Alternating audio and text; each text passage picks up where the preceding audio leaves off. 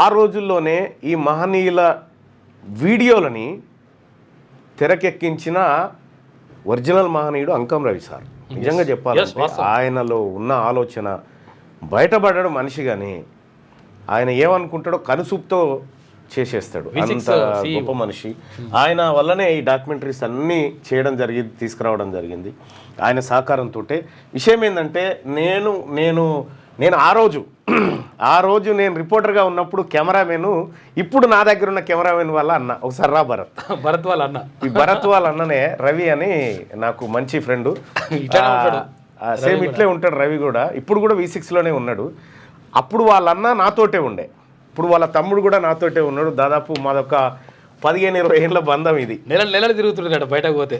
అప్పుడు పెళ్లి కాలే కదా, ఆయనకు కాలే నాకు కాలే.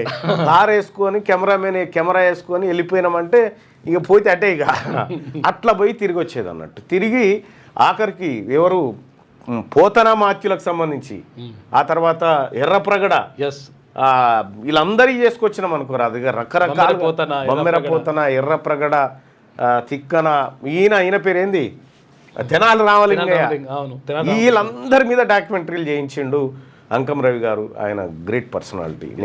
నేను చెప్తా ఉన్నా, ఆయన వల్ల చాలా చరిత్ర తెలుసుకోగలిగిన, చాలా జర్నలిజంలో ఒక స్టోరీని ఎస్టాబ్లిష్ ఎట్లా చేయాలనేది ఆయన దగ్గర నేర్చుకోగలిగిన. ఆయన ఇప్పటికీ ఆయనే ఉన్నాడు. సో ఆయన వల్ల ఇటువంటి వాళ్ళ చరిత్ర అంతా బయటకు వచ్చింది. చాలామందిది బెల్లి లలిత మీద రాయించిండు. ఎన్ని ఆయన చెయ్యని ప్రయత్నాలు లేడు.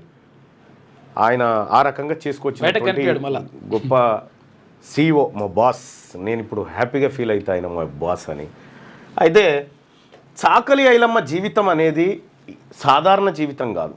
ఒక మహిళ, చదువు రాని మహిళ కర్ర పట్టుకొని తిరుగుబాటు చేసి దొరలను, పెత్తందారులను తరిమినటువంటి మహిళ ఇవాళ జయంతి. అంటే తెలంగాణ రాష్ట్రంలో ఉన్నటువంటి SC, ST, BC బిడ్డలు దాదాపు 90% మంది ప్రజల ఆడపడుచు జయంతి ఇవాళ.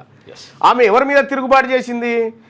ఇప్పుడు అసెంబ్లీలో ఎవరైతే కూర్చున్నారో చాలామంది వీళ్ళే ఆ వారసులు, ఆ గడీల వారసులు వీళ్ళే చాలామంది ఉన్నారు. అలా చాలామంది ఉన్నారు. మీరు చూడండి, పెద్ద పెద్ద గడీలో ఉంటారు. దేశ్ముఖ్లో ఉన్నారు. ఇప్పుడు కూడా దేశ్ముఖ్ల పిల్లలే అలా కూర్చున్నది.